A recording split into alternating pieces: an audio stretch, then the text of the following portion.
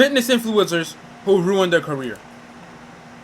Each of these bodybuilders and fitness influencers have all suffered their own downfalls, whether that be from lying to and scamming their audience, being labelled hypocrites by their fans, or through heartbreaking addiction issues. In this mega compilation of my previous downfall videos, we're going to look at each of them in depth, so get a cup of coffee because this is a long...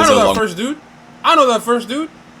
I'm pretty sure he just never, like, you know, stuck to his routines, even though he had a support of the entire, almost the entire internet. Like, you know, people were like supporting this dude, telling him to continue, and then he just quit. And we're starting with Kali Muscle, whose failure as a fitness influencer has saw him attempt to scam his audience in embarrassing fashion. Kali Muscle has suffered one of the most embarrassing downfalls in online fitness history, with him once being the most popular bodybuilder on the platform to becoming the biggest sellout on the platform, offering $25 Instagram shoutouts and being accused of scamming his audience through fake raffles. His followers who once enjoyed his out-of-the-box fitness content have flipped on him completely, as they've watched him lose muscle, have an almost fatal heart attack, and completely lose his mind after he embarked on a 30-day watermelon challenge. His fall-off has exposed to his followers that he only cares about one thing, and he will do everything in his power to get it, an obsession which started back from when he was just a child. If you've watched my other downfall videos, you'll know that a lot of issues in adulthood stem from a harsh childhood, and Kali was no different, being brought up in a tough area and claiming that he owned his first gun when he was in elementary school. His home life didn't give much respite for this either, with him being the middle child and the black sheep of the family. He claims that he was always the one to get beatings and the blame for the problems that they went through. Despite this harsh environment, Kali clearly had a good work ethic, as he was able to power through this, excelling in wrestling, American football, and even academically, becoming the vice president of his class. However, this wouldn't last long, as Kali would soon become a victim of his environment and the negative influences around it. When he was just 17 years old, he's revealed that his older brother accidentally died after he was playing around with a handgun and fatally shot himself.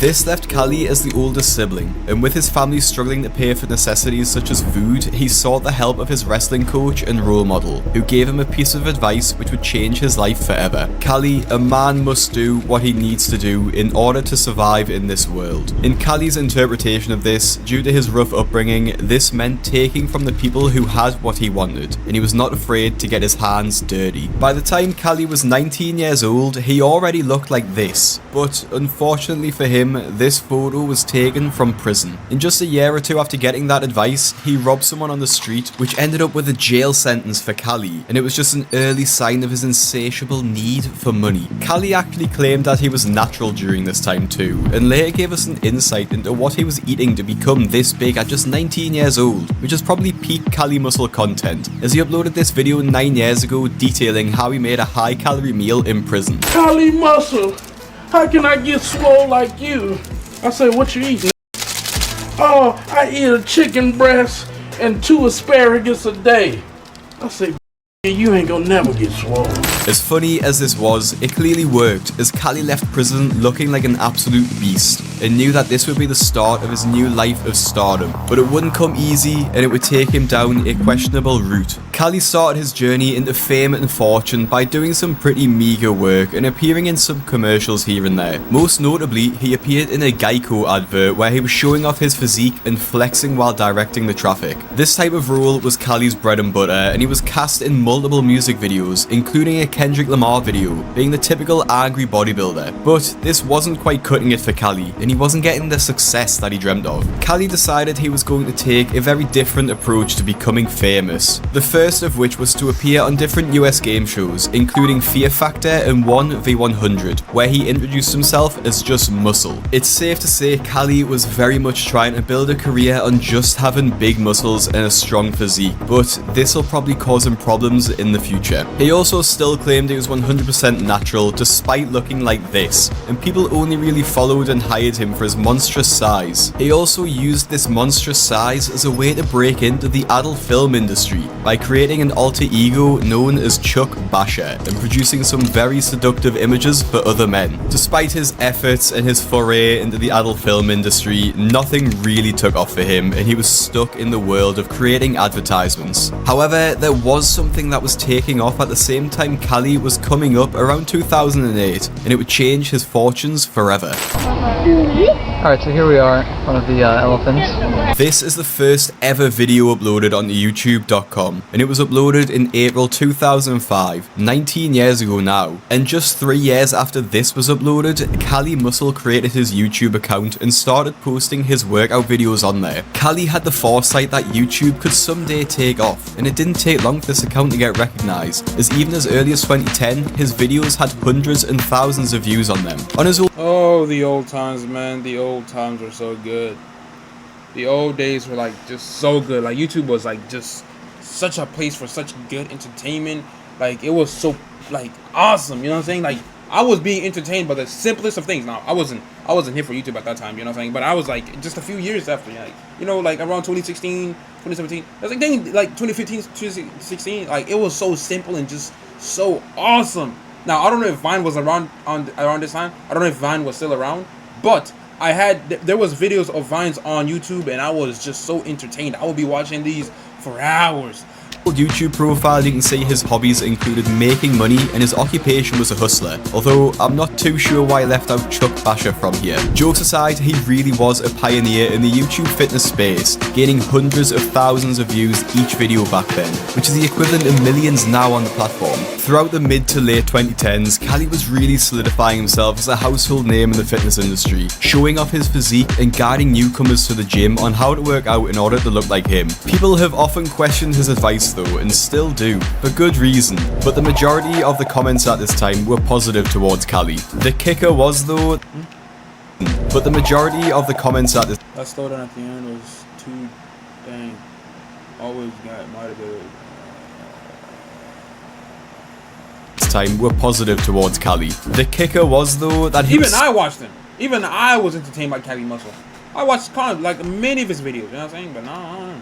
Still claiming to be natural. I must be on trend. I must be on this. I didn't know about supplements. None of that till I was 34 years old. When I was in prison, you was a p if you took weight gainer. And even made jokes about this, including creating a video where he talked about his cycle, which ended up being not what you'd expect. You know, so we're gonna go ahead and get that protection. Yeah, yeah, it is. Yeah! Nevertheless, these workout videos and fitness advice clearly filled a gap in the market that no one else was hitting, as Cali's insane physique shot him to becoming one of the most famous bodybuilders on YouTube and Instagram, gaining millions of followers throughout them both. And he wasn't going to sit on his laurels either, and decided to monetize his platform even more than just running ads on his videos. Cali began to launch products, including his pre-workout and even writing books, notably his X-Con to Icon book, in which he describes his body as a work of art and himself as incredibly successful. He was getting more and more partnerships too, and if we're telling the truth, he was becoming totally and utterly obsessed with money. He was constantly showing off his cars, throwing stacks of money around, and above all, flexing his insane physique. Cali was spending like it was the last days of Rome. However, this rich man lifestyle and possibly the supplements he may or may not have been taking may have actually been the spark which ignited his downfall, as it caused Cali to suffer through a life-threatening event. While out partying in Las Vegas, he noticed that his ankles had started to swell, which was uncomfortable, but he attributed this to the Vegas heat. So he bought some compression socks and went about his day. However, this would turn out to be an almost fatal error, as swollen ankles is one of the signs of dangerously high blood pressure. He also seemed to have quite a short fuse during this time too, as near the beginning of 2021, a video surfaced of Cali actually pulling a knife out on a guy simply because he walked through one of the videos he was recording, which is completely disgusting behaviour and something that Joey Swoll would definitely have a few words to say about. And then promotion, the advertisement. Excuse you, homie.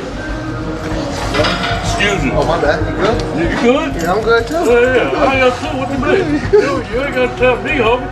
You good? What's Yeah, you good? What's up, man? I didn't mean to do that. Chill out, bro. Chill out a little bit. Y'all need to tell me chill out. Chill out, man. I don't need you to tell me chill out. Just go on, bro. I can take my cap. You put the knife down, all that. Chill out a little bit. Okay, go ahead. All right, chill out.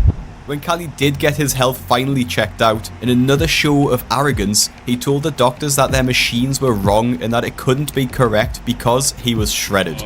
Doctors would be telling me your blood pressure elevated for years. And I'm like, man, look at me, I'm fine. Cali didn't listen to the machines and carried on creating content and eating like nothing was wrong, even shifting into mukbang content and eating massive meals, which given his high blood pressure warnings, obviously wasn't a great idea. Unfortunately for Cali, as it turns out, the doctors were correct. Had a heart attack. In 2021, Cali suffered a widowmaker heart attack, which he claims was a 100% blockage of the left artery in his heart. The years of abusive eating unhealthy food, extreme training, and obviously the main culprit, steroid abuse. In the video Cali released announcing his heart attack, you could see the fear in his eyes as he nearly had his life taken from him. As he has a wife and a daughter, it's easy to see why at the end of the video, he completely breaks down. Some people don't get a second chance, man. I gotta live, man. Soon after this, Cali admitted he was on a concoction of different substances, even going as far to say that he was just experimenting on himself. Were you using like a doctor to help you? Or No, figuring not out at all. Right. I was experimenting with myself. It seems like this was a turning point in his life, and it turns out it would be, but not necessarily in the right direction. You'd think the heart attack would leave two choices for Cali. Either carry on taking the steroids he used to take and risk having yet another heart attack, or stop taking the steroids, lose a ton of muscle, and shift his content into something that wouldn't require his physique. However, Cali decided to do a bit of both. As he explained in a podcast interview around 1 year after the attack, he revealed that he was still taking around 125 milligrams of testosterone every 2 weeks, which can be seen as a very bad idea from someone in his situation, as health expert Greg Doucette has explained. He's only doing one shot every 2 weeks. When you do that, you're getting a supra-physiological level of testosterone every 2 weeks. You're going to have a spike in testosterone and then a severe decline. And upon that spike in testosterone, you're going to have increased water retention leading to edema, increased blood pressure, which further increases your risk of heart attack. And because he's already had a right-sided heart attack, he's at much greater risk of a left-sided heart attack. Greg's recommended that Cali at least divides his doses up into more than 2 a month, but considering that Cali literally said that he experiments on himself, I doubt he'd listen to Coach Greg. Nevertheless, he pushed on creating content, and this is where the true downfall of Cali Muscle's reputation begins, starting with his insane diet changes. Being the health expert that he is, Cali surmised that he needed to change his diet up and drop down a bit in weight. This in turn should help lower his blood pressure, and the decrease in muscle should help his heart. But Cali being Cali, he decided that he was going to change diet in the most insane way possible by switching to a watermelon diet, going a step further and claiming that he was only going to eat watermelon for 30 days. To you and me and basically everyone watching this video, this seems like a ridiculous idea, and that's because it is. Watermelon is basically 99% water, there's no protein at all, and he's going to lose a lot of muscle following this diet. But Cali, seemingly being so scared by the heart attack which nearly took his life, was willing to go to extreme measures in order for this to not happen again. And in his eyes, this watermelon only diet was the only way to ensure his survival. Judging by his uploads, however, this watermelon diet didn't go to plan, as it looked like he ended it after just 13 days and barely got any views on the series, especially considering he has over 3 million subscribers. And this is a trend we can see throughout his whole channel actually, as barely any of his long form videos actually pull enough views to sustain a channel, despite him having millions of followers. Even my channel, with 57,000 subscribers, or 57,001 if you subscribe, gets more views than him. So what's going on? How does he make so much money? Well, one way might be scamming his audience of tens of thousands of dollars. After showing off his Dodge Hellcat, he announced that he was going to raffle this luxury car off. The car itself is worth around $80 apparently, so whichever one of his fans who won it would obviously have been ecstatic. And to sweeten the deal, Cali even offered thousands of dollars to those who came second and third. He promoted this challenge throughout the entirety of his social media and presumably got millions of eyeballs on his raffle. From the page of the raffle, he states that there are no refunds and that every person enters at their own risk. something which he may have used to cover his back when he got accused of faking the results of the raffle. After Cali posted the video of the supposed winner, commenters were quick to point out that this looks insanely fake and that there's no way it could be real. This was due to the winner of the raffle flying from out of state to pick up his car, but choosing to take the cash prize instead of the car, which was $50,000, $30,000 less than what the car's worth. Obviously, people were questioning this, with almost every single comment on the video calling Cali out, but he decided to stick his head in the sand, ignore the audience, and pull the same exact trick again. And can you believe it? The winner took the money this time too. It made people feel as though Cali didn't actually even have these cars to give away, and that he just wanted to scam his audience out of tens of thousands of dollars, which if he made even 100k from these raffles would be 100% profit to him. Despite these raffles being the sort of money Mr. Beast contestants would win, Cali's uploads have yet to even hit 50,000 views combined, and like we saw previously, the views on his long form videos are down across his whole channel, so maybe Cali can see the writing on the wall for his online career. Hey, at least he looked healthier. At least he looks healthier. Look. Videos are down. Look how healthy this man looks. He looks like a businessman. At least he looks healthier. 'Cause, I mean, before he was looking mean, but now he looks like a person that I could actually approach at a tree and like ask for directions or something.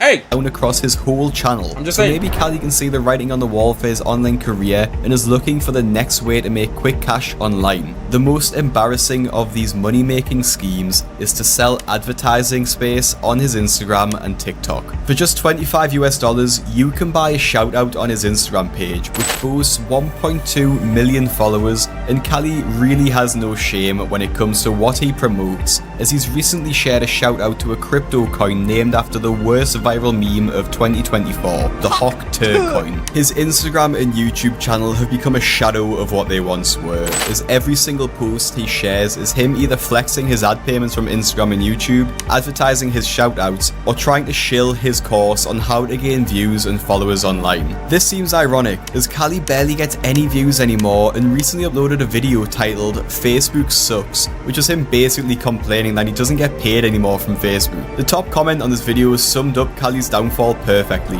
as they state he is still selling courses on how to become famous on social media while he simultaneously crashes and burns. Cali does still get views on his short form content, but even this is turning his audience against him, as he uses this ridiculous filter on his skin and uses it to farm engagement from people questioning what is actually wrong with him. The root of all these issues Cali has is money. His burning obsession with milking his audience dry to make a quick dollar has ruined his once iconic status in the online fitness world. After he had his heart attack, he knew he couldn't use his once famous physique to get viewers to his channel, and it was inevitable he was going to lose muscle and not be as impressive as he once was. And unlike a lot of influencers who have a personality outside of having big muscles, Cali didn't. Once he lost the muscle, the viewers started to leave, and Cali has been reduced to clickbaiting, scamming, and rage baiting in his content, even going as far to say if you drink protein shakes, you're not a natural bodybuilder. Cali is still successful and claims to make a lot of money from social media, but with the way things are going for him, you need to question how long this can last and if his reputation will ever recover from the accusations made against him. From becoming the #1 fitness influencer on TikTok and a role model for millions of young men to barely scraping 20,000 views a video on YouTube, accusations of photo editing, inauthenticity, and even steroid abuse have led Alex to losing almost all of his audience, who have flocked to a much newer influencer. Alex Eubank has suffered one of the biggest declines in recent years, and to understand why, we need to look at how it all started and how it makes his downfall even more heartbreaking. Alex was born in Maryland in May 2000 and did not have an easy childhood, but probably not in the ways you'd expect. Growing up, he's admitted in his videos that he's had severe mental health issues, including anxiety and depression, which led him to losing a lot of his friends during his school years. He's explained that he felt very lonely, especially in high school, as his insecurities led him to isolating himself and essentially cutting himself off from people he was close with. He grew up deeply religious, something which is still evident in his content today, with him being very open about his faith and even sharing Christian songs to his fan base.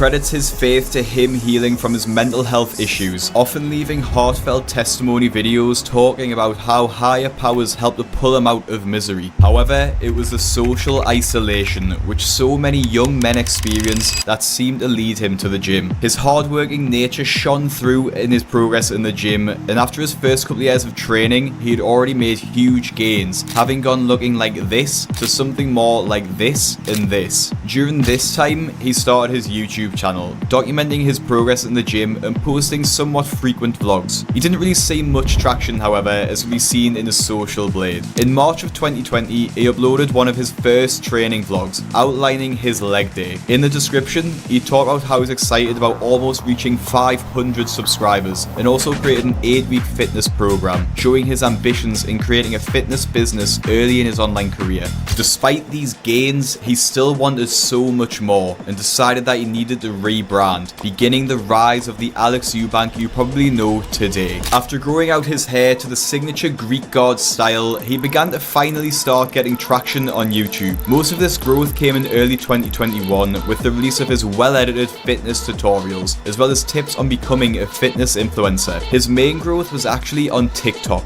when videos of him flexing in the mirror with trending sounds started to go viral, with the most notable video getting over 12 million views. Commenters started to show why he was going viral, and it's exactly for the reasons you'd expect. Pretty much every comment from this time was, "He has my dream physique," with most people in awe of his aesthetics and dreaming of one day looking like him, as he marketed himself as a clean and natural bodybuilder. He released more and more videos of his physique during this time, and got equally as many comments complimenting his physique. During this time, he gained millions of followers on his social media accounts. The more videos he uploaded, the more comments he got, which led to more exposure, but this led to an issue. The issue is something most men experience who go to the gym, but it's particularly prevalent in fitness influencers, and that issue is body dysmorphia, or the feeling of never feeling big enough. This would lead to one of the first catalysts of Alex's downfall, which would begin to tarnish his squeaky clean image, quite literally. In a now deleted TikTok, which was subsequently posted to Reddit, the creator accused Alex of editing his photos using Photoshop, and pointed out some damning evidence which Alex himself had posted. The TikTok zoomed into the background of images from Alex's Instagram and accused him of morphing his belly inwards and making his back bigger, and used the warp lines in the images as a smoking gun proof that he'd edited his pictures. Most people were not convinced by this proof, however, despite their popularity on TikTok, with some people commenting that they couldn't even see the Photoshop. People are right to be skeptical of Alex though, as he's actually admitted to editing his photos in the past, claiming he only edited them tiny bits, which did not take away from the physique, and gave excuses as to why he felt the need to. This admittance did not help his case, however, with Alex Eubank's stans sharing their disappointment in their golden boy, which would only get worse from here. It's been theorized for a while now that Alex Eubank is not being truthful about his gym progress. At one point, he was the most argued about fitness influencer on the planet, with the question on everyone's minds being whether he is natural or not. The internet is honestly split 50-50 about this. He's not the biggest guy in the world, but he did have a very quick transformation and has some very suspicious testosterone levels. On top of this, people seem to think they've found some more evidence that he's actually on SARMs. In a now deleted YouTube comment from over 3 years ago, he seemingly posts his upcoming steroid cycle and asks the creator, Brandon Clark's, thoughts on it. "I'm about to hop on LGT, Rad 140, Osterine, MK, and maybe some YK11 for my first cycle. What do you think will happen?" It's slightly worrying that someone who could barely spell yet was thinking about pumping these SARMs into his body. This comment was left up for years and was only discovered around 4 months ago, with commenters going to the video themselves to see the evidence. Andrew Eubank's exposed, and Alex Eubank is juicing harder than fricking last time, which is a clear reference to Greg Doucette, who made a video around the same time as the comment being exposed. Greg seemingly exposed Alex, talking about his testosterone levels and how he's clearly taking performance enhancing drugs. Greg and them might make a little video on it, but I still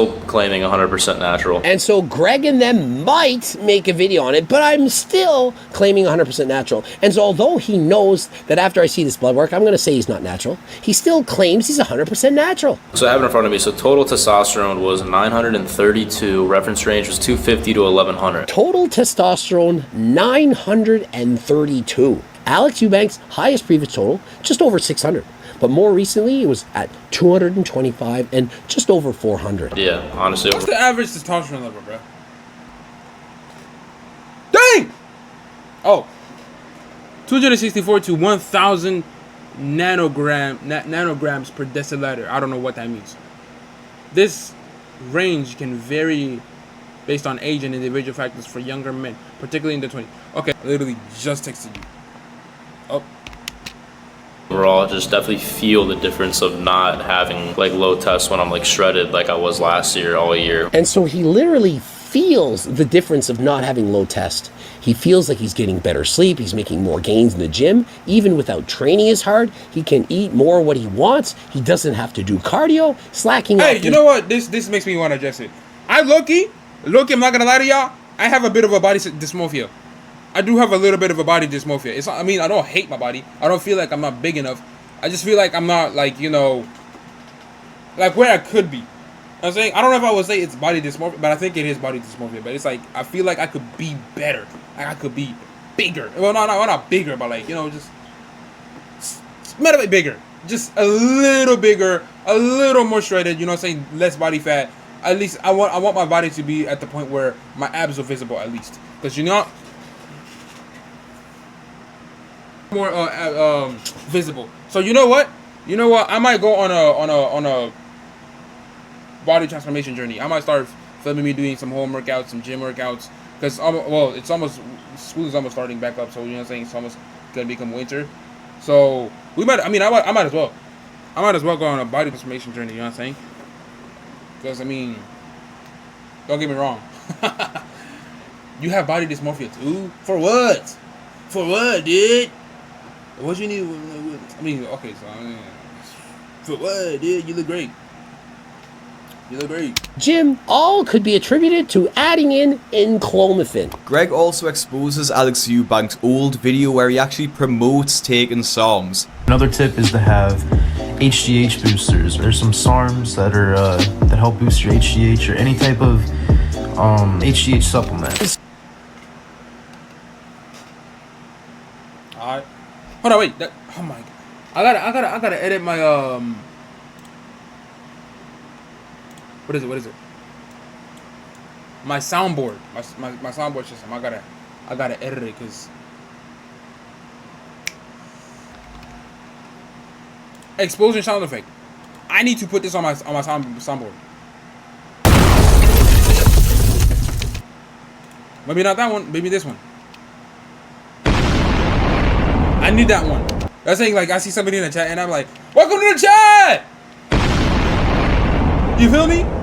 Or I could something crazy could happen and maybe I'm starting up my stream and I could be like, what's good, chat? You feel me? Like, I could be getting motivated and I could just be over here on some chill thing, like, you feel me? We could see some crazy thing happen on screen. Somebody could fall and break their ankles and I could just be like over here like, what was the thing? Forgot. Moving on, let's just get back to the video. So if you're taking something that's a banned performance-enhancing drug, then you lose your natty status. In the comment of this video, Alex tried to defend himself with a comment claiming that he never actually took the SARMs and that he had no idea what he was talking about. Unfortunately, he got ratioed with this comment. Now, this controversy was... Unfortunately, he got ratioed with this That's what we're yapping about. comment. Now, this controversy was around 4 months ago, which perfectly aligns with the massive drop-off in his... This video was 8 months ago. Wow! Monthly views. Many people blame Greg Doucette for exposing Alex and making him lose his audience, but I think the issue is completely different. Just as Alex's monthly views were dropping, another massive influencer was on the come up, and their monthly views contrast almost perfectly. Yep. Since September of 2023, Alex has went from 45 million monthly views to just over 9 million. In the same time frame, a small creator known known as Sam Sulek, has went from 11 million views a month to almost 30 million each month since. But why has the audience shifted from Alex to Sam? There is one major reason why that audience has shifted between the two creators, and that reason is authenticity. With all of these scandals involving Alex, whether they're true or not, have tarnished his squeaky clean image of being a natural and family-friendly influencer. On top of this, his video style has stagnated. Most of his videos include a high-production training montage with an affiliate code to use to buy your supplements. Some of his videos take almost 2 minutes to get into actual content, which is in stark contrast with Sam Sulek. If you open a Sam video, you're met with his signature open, but after that, it's just unfiltered Sam. His raw, unedited style is part of the new wave of authenticity on YouTube. He doesn't make montages, he doesn't have any special guests in his videos, he doesn't edit for attention, he is unapologetically Sam. A lot of people actually thought that Alex and Sam had beef at one point, with Sam Sulek forgetting Alex's name, which subsequently became a meme in the online fitness world. Let's see Andrew Eubanks hit this weight. Alex has since squashed these rumors, however, and actually clarified that they were friends, but he did talk about why he was worried about the growth of Sam and the impact it could have on the fitness community. What's your opinion on Sam Sulek, and do y'all have actual beef? Alright, so me and Sam do not have beef at all. He would say the whole like Andrew Eubanks thing. If you look, I think Sam follows like 40 people. I'm one of the people that he follows, so I've DM'd him a few times. Yeah, I would call us friends. And I think Sam in the industry never sees someone blow up that fast. And while others might be like envious of that, I think that it is probably one of the best things to happen to the fitness industry. And the reason why is because he's bringing a type of content creation that is so wholesome and not forced that it's almost like a breath of fresh air. The only thing I'm concerned with, I would say, I guess the only somewhat of a drawback is that, and it's not even like Sam's fault, he's literally just doing what he loves and documents it, is that like a lot of the kids who follow him, which I know a lot of kids who follow me, they can be like kind of manipulated pretty easy, to where I'm more worried about these younger guys hopping on steroids because they look up to someone like Sam,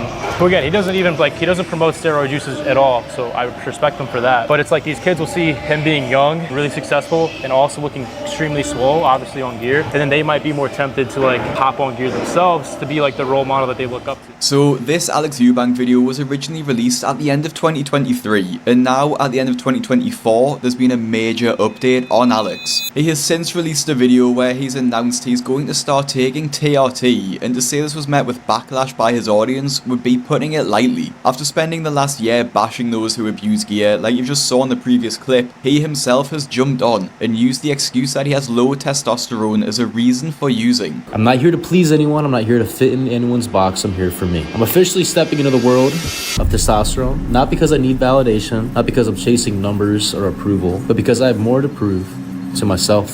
The version of me you thought you knew, he's gone. And what's coming next? That's something you've never seen before. However, the reason for his low test, as was revealed by members of the community, is that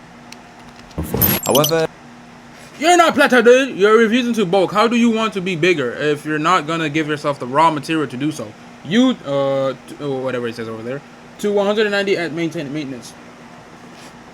I guess it's body weight. The reason for his low test, as was revealed by members of the community, is that he refuses to bulk and stays at a low body fat all year round. Comments on this video announcing his change sum up the general feeling of it, stating that you either die a hero or live long enough to see yourself become the villain. I'm going to have a full video on this topic very soon, so stay posted for that, but for now we'll get into the next downfall. Lying to his audience, scamming his editors, and hilarious hypocrisy were all the ingredients needed for Dylan McKnight to completely destroy his own career with one single video. With comments such as top 5 worst apology videos of all time, his own fans have started to turn on him, and Dylan has quickly found himself in a pit of controversy. Oh, we're already moving on?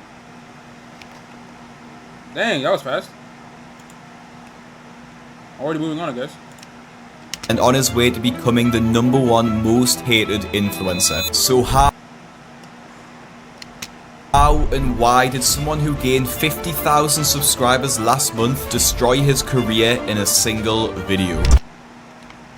50,000 subscribers last month destroy his career in a single Why I took steroids and lied about it, coming clean about my name. Video. So I want to make it very clear, in this video I will not be apologizing for a mistake I made. Dylan McKnight has been on YouTube since he was a young kid. He uploaded his first videos 7 years ago and has been pretty consistent since. His first videos, which were uploaded in late 2016, were mainly about parkour. He showed a good understanding of connecting with his audience early into his YouTube career, doing Q&As with his fans and reacting to their clips. He always seemed to have a good relationship with his audience too, with the comments on his videos supportive of the young YouTube star. It took a couple of years of consistency, but he finally made the shift into more fitness related content, and the success he found with this marked a turning point in his career, and not necessarily for the better.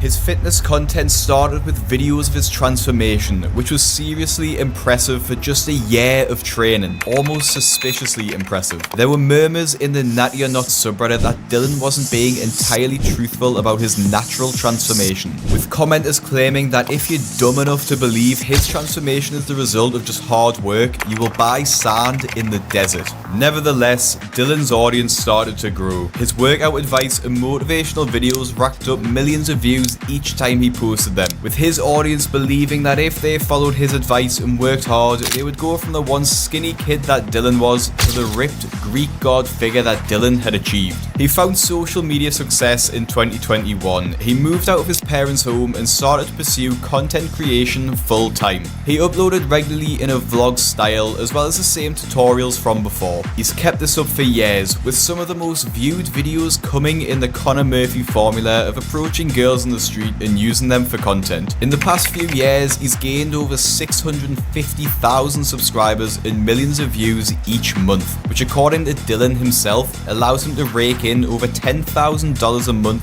just through ad revenue alone.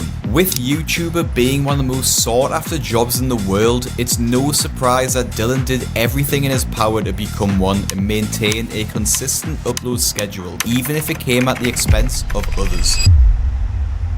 Near the end of 2023, an editor reached out to me through my Twitter DMs accusing Dylan of doing some seriously shady work. Despite him earning over 10 grand a month, this editor, known as Hamza Rafiq, has accused Dylan of not paying him for work. I asked for more information and he's provided some pretty damning evidence, including leaked text messages from Dylan himself. I do want to say, take this with a pinch of salt, as there's always two sides to every story, but given Dylan's recent video and his admittance to being a liar, there may be some truth in Hamza's story. According to Hamza, he and Dylan agreed on $180 for Hamza to produce a video for Dylan, who was more than happy with the work provided and agreed to pay him. However, Hamza is in Pakistan, which does not allow payments through PayPal. This usually isn't an issue for most people and they just use a different payment provider. However, this wasn't an option for Dylan, who seemed to be hesitant in setting up a Remitly account to pay for the honest work Hamza had provided him. After a lot of back and forths and negotiations, including Dylan promising to pay the editor for his high quality work, Dylan dropped this bombshell message after Hamza threatened to share with his fellow editors that Dylan had scammed him. I am not concerned about your video threat. I've never scammed anyone in my life, and the people who follow me know I'm genuine, so they wouldn't buy a word of it. Which in hindsight is pretty ironic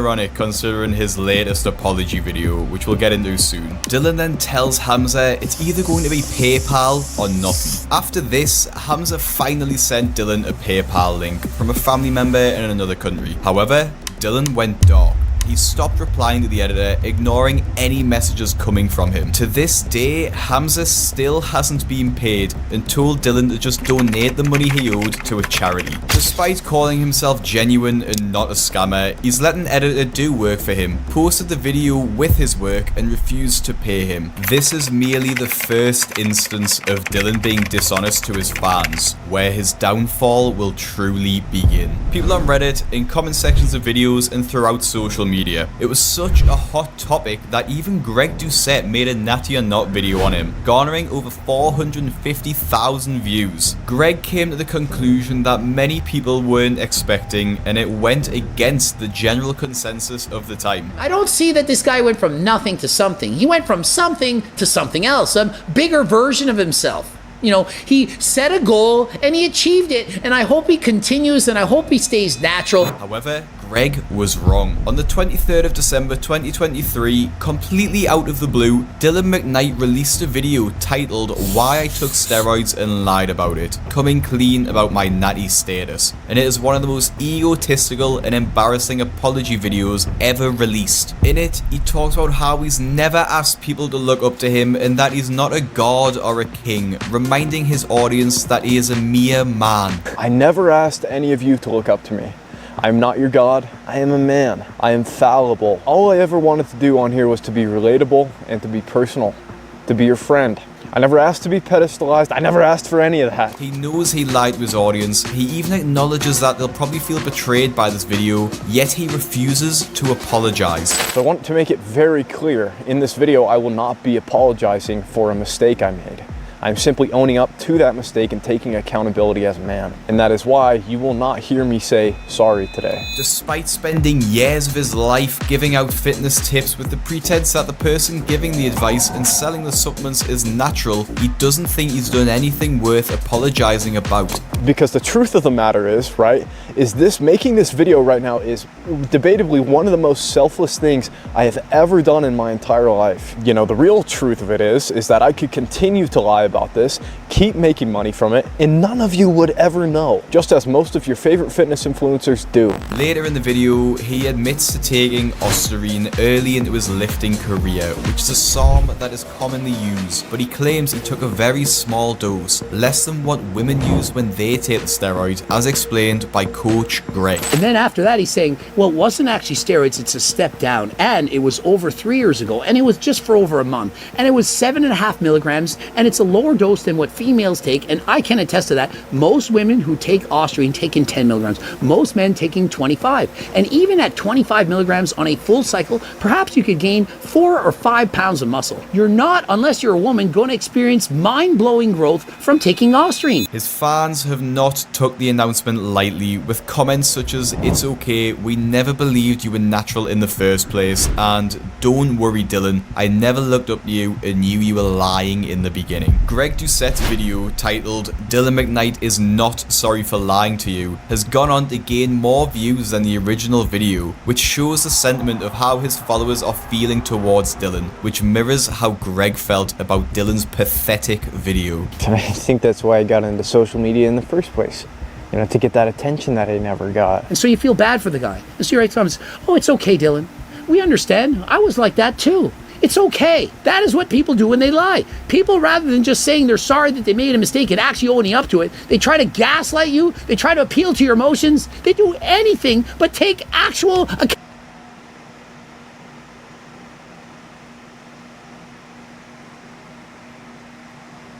Alright, back to the video.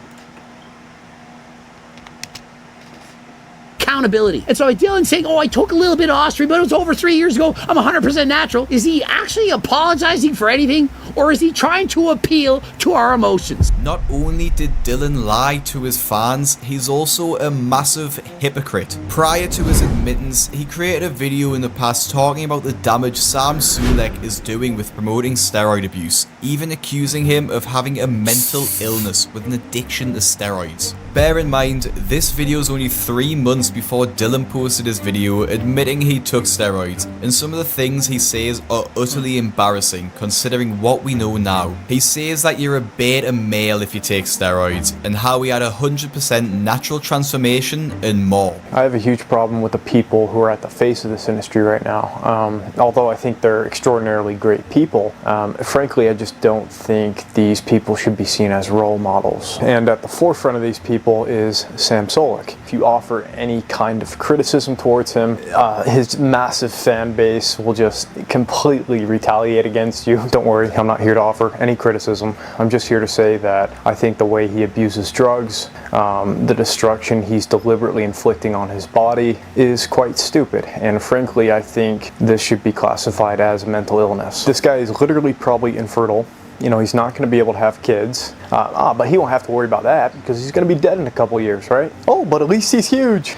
taking drugs to add more muscle to your body is like one of the most beta things you can do. Dylan hasn't had much subscriber or view counts drop off yet, but this is just the beginning. Much of his audience won't care, but the die-hard fans will, and his name has been tarnished in the fitness industry for years to come. In the span of a few weeks, Jack's Fit has went from an inspiring figure in the gym community to one of the most hated. He began his TikTok career showing off his gym progress as he tried everything to gain weight and collaborated with loved influencers such as Joe Fazer. But as the views started to roll into Jack's channel, so did the controversy, and his reputation has been left in the mud as he's turned his back on his friends and started to chase the views and OF models. His comment section, which was once filled with positivity, has quickly turned sour as they now prey on his downfall. But why do his comment section now hate him, and was it entirely his fault? Yes. It all started when Jack uploaded his first TikTok in September of 2023, which was him curling some pink weights and showing off his very skinny physique. Around this time, he weighed just 49 kilograms, which at a height of 6'1" could be classed as dangerously underweight. You know, I'm 6'1" and I'm 80. So I've got the scale and it says 7 stone 10, which is 100 pounds or 50 kilograms. Even from the beginning, he gained hate comments, laughing at his physique and asking him if he was using steroids. It's pretty clear he wasn't sure what he was doing, as he was just doing countless reps with these dumbbells. But this isn't something to laugh at, as it shows someone who's fighting to make a change to his body, but just doesn't have the knowledge or guidance yet to do it. He explains in another video that he does 200 reps of 2 kilogram weights, which just shows the level of knowledge he had prior to starting his journey. Alright, so everyone's been asking why I use 2 kg weights, and it's mainly just because these are the only weights I've really got right now. For now, I'm doing 2 kg, 200 reps every day, and then I might get some 4 kg and do like 50 a day, 100 a day, and just build it up really. Despite the trolls though, Jack powered on. He's consistently uploaded videos documenting his fitness journey, and although some of the practices may not be ideal in the long run, it showed a sheer determination to get where he wants to be. You can also tell in his videos that he is a pretty shy person, and he's explained the fact that he felt quite socially awkward and found it difficult to make friends when he was growing up. This feeling of awkwardness seeps through in his videos, and it's something that people will try and exploit later on. He's actually explained the reason he started the gym in a podcast clip, which is something that a lot of people probably feel they can relate to, and it's something a lot of guys go through. It's something I've never spoke about. I was speaking to a girl for basically the whole of the summer, and things just didn't work out, and I just felt like really like the lowest I've been. Before starting the gym, I just felt really low, really demotivated. I'd go to college 2 days a week, so the other 5 days I'd literally be in my room for like 7-8 hours a day, just laying there. And then I just thought, you know what, I need to get up. I had these 2 kilogram dumbbells that maybe I'd got for Christmas or something, and I just set up my phone facing my door and just started lifting the weights. I had no clue what I was doing, but I think that's what's good about the journey. Learning, I had to learn from absolutely scratch. Despite him opening up, the comments weren't exactly empathetic, laughing at the fact he got depressed after not getting past the talking stage with a girl. Nevertheless, he gained a following. Whether these followers were trolls or people congratulating him, it didn't really matter to Jack, as his follower count was exploding and his views on his videos were starting to snowball. Soon enough, Jack was hitting 70,000 followers on TikTok, and he actually dropped out of college to pursue content creation full time. This may seem like a ridiculous thing to do, but for Jack, whose dream it was to be a fitness influencer, and the fact that he was making money through his TikTok account meant he felt confident enough to do this. This decision for him must have been massive, as he's only 17 years old and wouldn't have finished any of his courses to get the qualifications, but he was probably seeing other fitness influencers in the space doing this full time and thought success wasn't possible if he stayed in education. Eventually, Jack was vindicated in this decision, as not long after this, he became a sponsored MyProtein athlete. It's probably a good time to remind you that he made his account account around 9 months ago. So in this time, he started his fitness journey, dropped out of college, and became a sponsored athlete, which is an absolutely ridiculous rise and something that people spend years of their life trying to do. Despite him being sponsored, people were starting to say the same thing. He looks exactly the same as when he started, so what gives him the right to be sponsored by a protein brand? Well, they had a point. Jack was someone who barely knew what he was doing a few months ago, and now was giving advice as to what exercises to do and giving information on what supplements to take. A lot of fans probably felt like he didn't deserve this, but his advice wasn't the reason he gained the sponsorship. Take for example Brentley G. He's a sponsored athlete of Greg Doucette's brand, but he's very clearly not an athlete. However, he gets sponsored not because of his current shape, but because they share their journey every step of the way and are aiming to inspire others on their fitness journey. Brands see them as relatable and inspiring, which is exactly their goal. At the start of the new year, Jack caught the attention of 1, 2.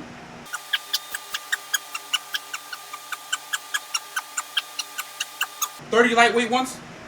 30 lightweight ones, we good? Oh my gosh. Oh my days, my chest feels so pumped up.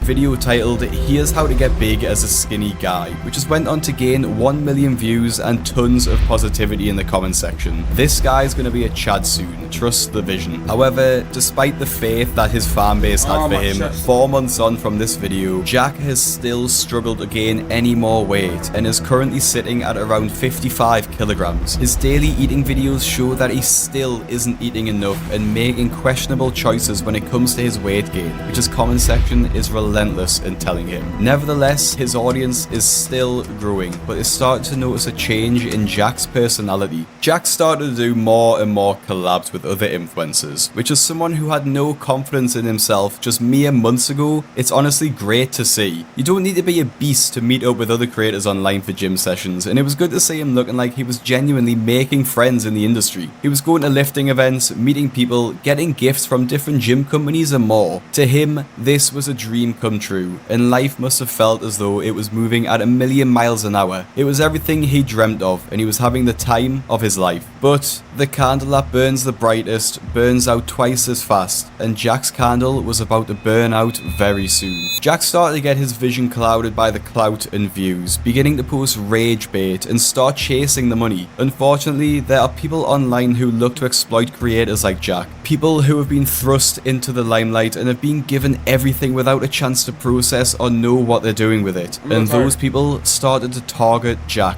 I want to make it. One of the first incidents that started to change public opinion against him was the OF girl incident. OF models taking advantage of socially awkward young guys isn't exactly breaking news or a new thing, with the most popular incident being Astrid Wet and her exploitation of Cal the Dragon, leading him on and making him think that he had a chance with her, but she was just using him to send viewers to her website. The exact same thing happened with Jax Fit and Alexis Reed. The pair have nothing in common, and to you and me, it's pretty I'm gonna be honest with y'all. This could never happen to me. I know, not that I'm not saying that I have a chance, but this could absolutely never happen to me. You know why? 20 push-ups.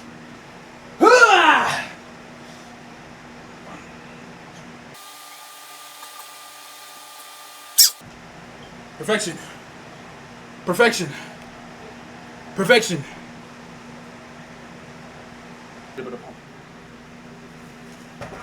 Alright, now some of y'all may think this is insane, but this is my dad's crunches when he was released from the hospital. I'll just take one of these and I do one of these.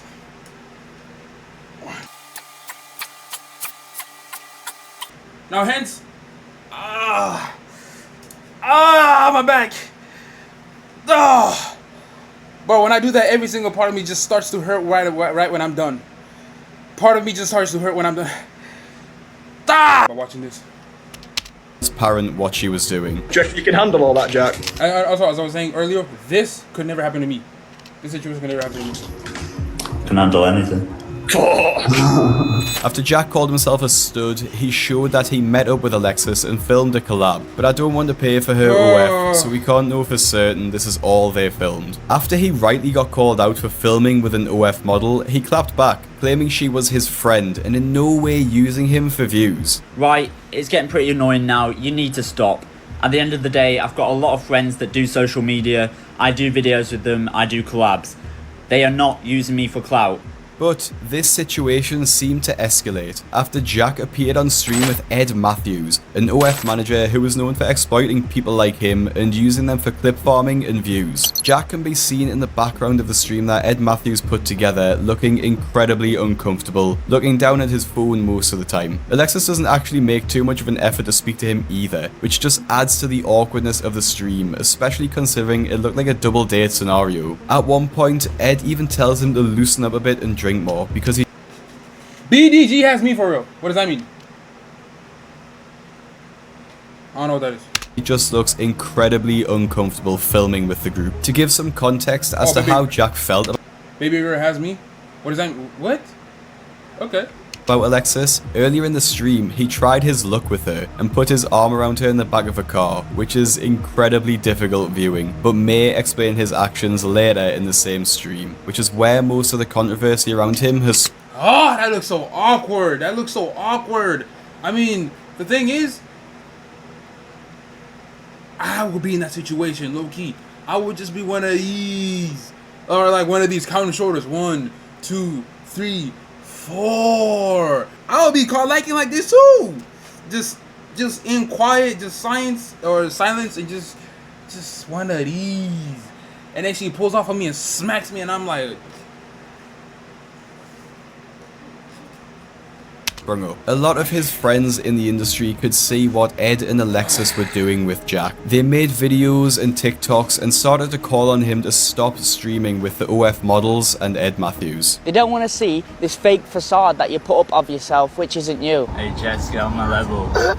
And even worse, taking deals with OF managers for a bit more bread is dumb. These people aren't your friends. They're using you for money so they can promote the OF, okay? It seemed like these messages were put out too late, as later in a stream with Ed, this infamous video of Jack surfaced and may live on to haunt him for the rest of the time he creates videos, as he has been relentlessly trolled for how he acted on stream and for thinking he genuinely had a chance with Alexis.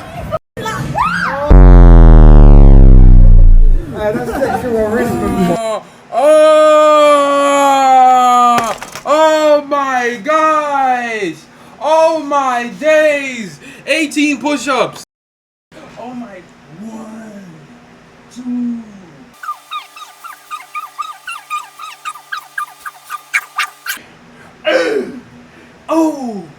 Oh!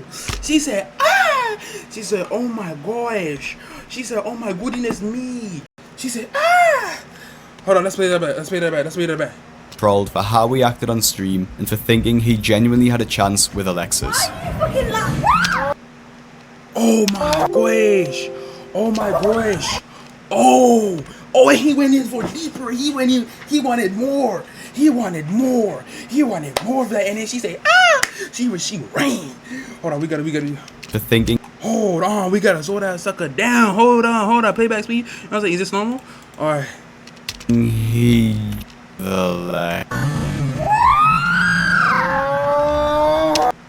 Oh no! And look at this guy right here. Look at this jerk just laughing. That's insane. Wow. Wow. And for thinking he genuinely had a chance with Alexis. Look at him smile. Look at him smile, thinking, yeah, I'm about to get this kiss. Fucking laugh.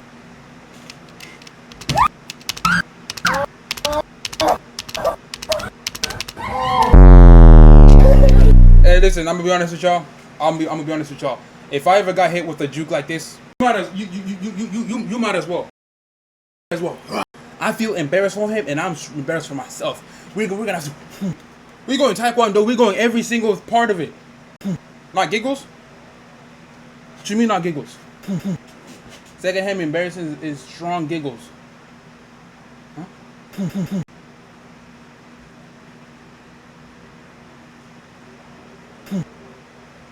Yeah, I don't know what you're talking about. Alright, move on. This particular stream ends with them That is raving crazy. in the car, with Jack looking just as uncomfortable as when the stream started, but it was about to get a lot worse for him, as he did yet another stream with Ed. Jack unfortunately played right into Ed's hands, and gave him even more moments to clip from the stream, such as this one with Jack attempting to talk to girls in the street. This is my boy Jack behind you. So, where Oh you guys God, from? look how absolute. Wow, bro, he just looks like one of those like dudes that just have no idea how to talk to women, and it's probably him. Not enough. Oh! I'm from Manchester. Nice. Whereabouts in Manchester? Well, from Huddersfield. I don't actually know where that is, but nice. It's like near Leeds. Okay. Yeah, So it's, far up north. The biggest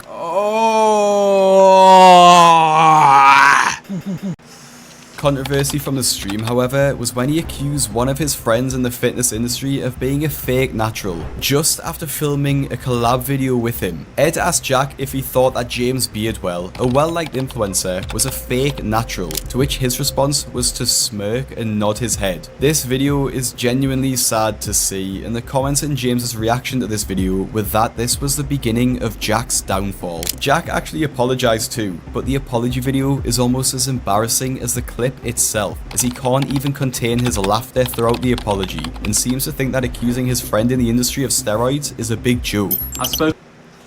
Oh man, if I was him, I'd cry. I'm gonna be honest with you, I would also cry. Cause, well, maybe not right then and there, but it's like, cause he probably doesn't realize yet. Oh, maybe he does know. I'm telling you, when you try to talk to women too hard, you're gonna fail. When you try to do something and you fail, like if you try to do something and you fail, you should kill yourself now. Or maybe don't kill yourself. Maybe don't do that. But it's like, I can't imagine trying to do something and failing it so bad. Kill yourself. Talking to women is easy. Kill yourself. I strongly disagree. Spoken with I've spoken with James personally, and I've apologised for what I've said about him. And I just want to apologise to you guys.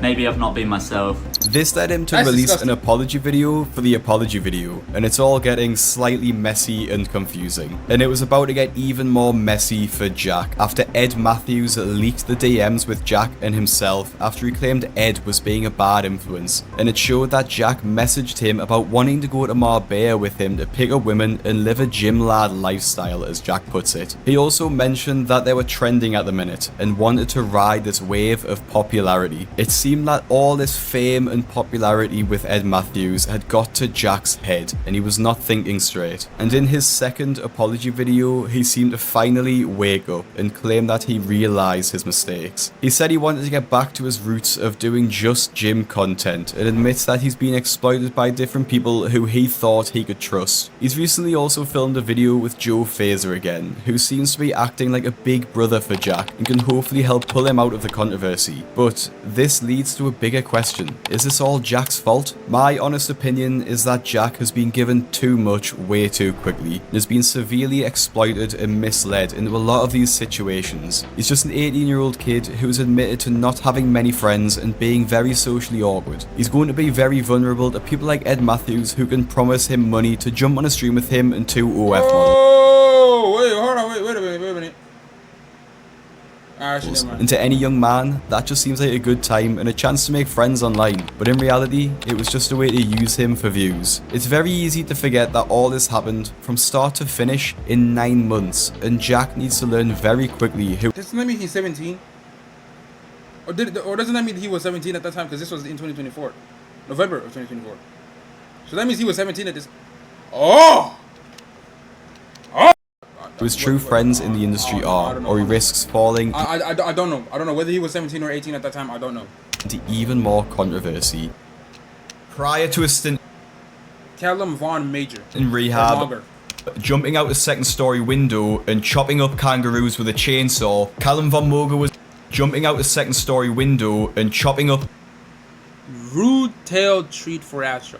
Chopping up kangaroos with a chainsaw. What?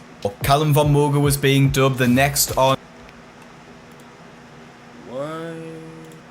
He chopped up kangaroos? Those poor things! Arnold Schwarzenegger. or animals. No, get to the chopper. Everything about Callum represented an icon in the making. His physique, his confidence, and status seemed effortless. However, behind the scenes, he was at war with himself and battling addictions, and it seemed like the pressure of being the next bodybuilding legend was too heavy to handle. To understand how Callum became the bad boy of bodybuilding, we need to go back to the beginning. Starting out, Callum had zero interest in going to the gym and was more interested in his own hobbies such as bird keeping. However, after his older brother dragged him to the gym to be his spotter, he gained more of an interest. Eventually, he got more competitive with his brother, wanting to be bigger, faster, and stronger, words which Callum will use to encourage himself later in life. This decision to start in the gym and start doing bodybuilding as a sport would inadvertently change the trajectory of Callum's life forever, or in his own words, it flipped his life upside down. He met a friend in the gym who happened to be a videographer and an amateur YouTube creator. This is where the legend of Callum begins, as after he filmed his first motivational video with his friend, he completely blew up on social media. Callum grew up on a farm, so had no idea about the online world. After the video blew up, he needed to create his online presence and cultivate the online stardom he was thrust into. He started getting sponsorship offers, deals with companies, and ad deals which flooded his inbox, and eventually moved him offers, deals with companies, and ad deals which flooded his inbox, and eventually moved him out of the bush in Australia and into Hollywood, a place some people can only dream of working in. Callum wouldn't know it yet, but this would mark the start of his dramatic downfall, as although he was living some people's dreams, he was doing it alone. It was difficult. I really could have used some good advice and good mentors at the time. Despite this, Callum's reputation started to grow. He got physically bigger and his name was starting to attract a global audience. He was doing shows from South Korea to France, being treated like a king wherever he went.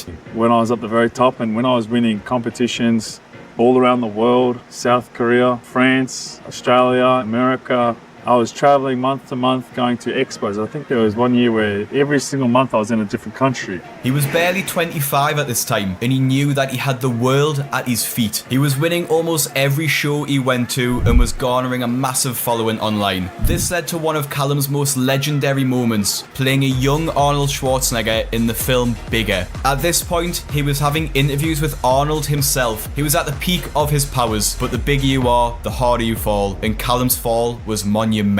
The pressure to maintain his status, his physique, and the expectations of being the next Arnold Schwarzenegger started to take a toll on him. He began to feel isolated and overwhelmed, with no one to turn to for support. This would be apparent as his bodybuilding status would start to crumble. While filming a video with Chris Bumstead, the pair attempted a double bicep curl for a social media video. However, it would not go as planned.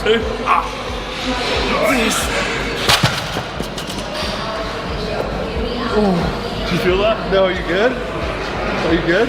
No. Callum would tear his bicep on the last rep with Sebum, which was the catalyst to his downfall. In the same year, in 2018, he would also have an accident during an abseiling stunt. He accidentally fell down a cliff, tearing his quad from the bone, almost shattering his kneecap, and re-injured his bicep. Help! My knee! Alex! Hold up! I broke my knee! My knee's broken, bro! Alex, this is my right knee! The one you're holding is snapped! My accident on Thursday has left me with a complete rupture of my quadriceps tendon, a dislocated kneecap, and a broken heart. This was the most broken he had ever felt, but there was still so much worse to come. Callum couldn't train, couldn't walk properly, and was confined to his one-bedroom apartment in Hollywood, and an idle mind is the devil's playground. He was suffering heavily with depression at this time and lost focus of what he loved. I couldn't do what I was used to loving, going to the gym and focusing on my goals. So I ended up, going into a bit of a rough patch of depression, and I sort of picked up a few bad habits. I was going out and partying and distracting myself with, the wrong sort of things. Unfortunately, this would only get worse. Firefighters are battling a devastating forest fire near Yosemite National Park in California. Callum's house in California was actually in the heart of the wildfires which were raging through the state in 2018. While he was out of the country, his house narrowly avoided being burnt to the ground, alongside the animals which were inside of it. And my friend who was house watching, he was on the phone. He said they're going to evacuate your home. In 30 minutes we've got to go now. What do you want to grab? Yeah, that's all I thought about. I was like, just my animals and yourself, get out of there, and I hope for the, pray for the best that nothing burnt down. From the CCTV footage of his house, we can see just how close he came to losing everything he owned. After he recovered from this incident and his injuries, he had a short resurgence and actually won a bodybuilding trophy in 2020. He earned his IFBB Pro card, but unfortunately, this focus on his career wouldn't last for long, and his downfall would start to begin. The first of Callum's traumatic incidents happened, which caused his comeback to fail and caused him to feel what he describes as the most depressed he's ever felt in his life. One of the linchpins keeping Callum from going completely off the rails was his dog Rex, a 4-year-old bull terrier who Callum loved and constantly posted about. Throughout his loneliest times, Rex would be with him. Callum would leave Rex alone for 20 minutes while he went shopping, and when Callum returned, Rex had tragically died. He had found some crisps or chips and had unfortunately choked while eating them. Rex died. He passed. I lost Rex in a freak accident, but basically what happened, he choked. He choked on a chip or something. I left the house for 20 minutes to go to the store. I came back, looked over for him, found him on the floor with his head in the chip bag. I thought it was a bad joke, and then I went down, couldn't do anything. CPR, compressions, did everything I could, raced him off to the vet. They did everything they could. I went for a walk, I came back and they said, look, he's been gone too long. This sparked his monumental downfall, as after this event he went off the rails. He closed down operations of his clothing business Staunch and moved back to his hometown in Victoria, Australia, hoping to be back with family and ward off loneliness. However, he would just continue his downward spiral. In early 2022, he was driving under the influence of meth and cannabis when he rear-ended an innocent person's car. After he crashed, Callum jumped out the car with a machete and tried to attack the man. He slashed the man's tyres and swung for the car before the driver was able to escape to safety. After the police caught Callum, he was found with weapons in his car, including a tomahawk, an axe, knuckle dusters, and a fake number plate which was covered in blood. Callum's excuse was that he was used to carjacking attempts while living in America. Around this time, Callum was also recorded finding a dead kangaroo by the side of the road, grabbing his chainsaw and chopping the dead animal up. For Callum's parents, this was the breaking point. His relationship with them was already strained due to his antics, and he'd even been accused of robbery and property damage by his parents. The information around now is unclear as nothing's been confirmed, but it's thought that Callum's parents attempted to kick Callum out. In his drug-fueled, destructive state, Callum launched himself out of his family home's second-story window. As he smashed through the window, he was left with cuts and bruises, as well as almost permanent damage to his spine. His family home's window has since been boarded up. In the days before this incident, he posted deranged Instagram stories with his pet parrot, wearing massive sunglasses and appearing to be under the influence of some sort of drugs, which was later revealed to be methamphetamine. There wasn't much time for Callum to recover, however, as he needed to show up to court for the road rage incident earlier in the year. He is seen leaving court here looking like a shadow of his former self. Addiction issues seem to, unfortunately, run in the Von Moger family. Around this time, Callum's brother would go viral on his own accord after attacking an elderly couple with a boomerang and smashing their car window in a crazed state.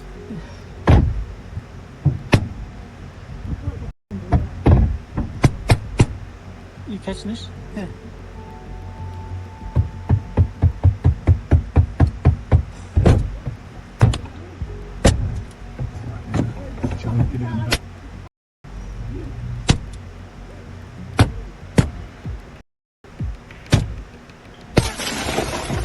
Idiot. What idiot?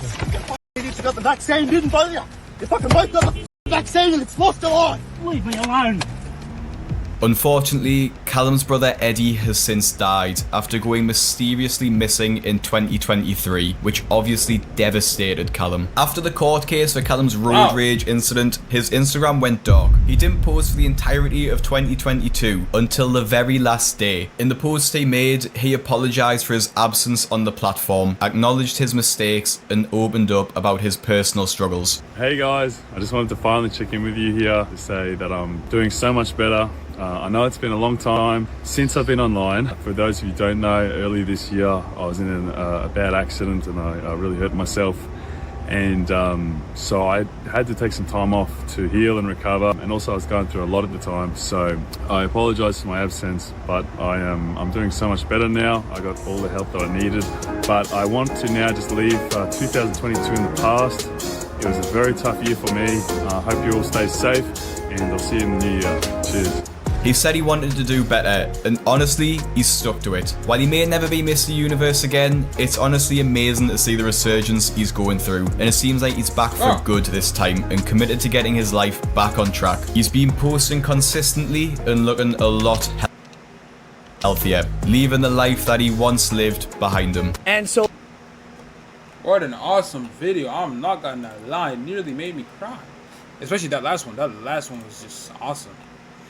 Hold on.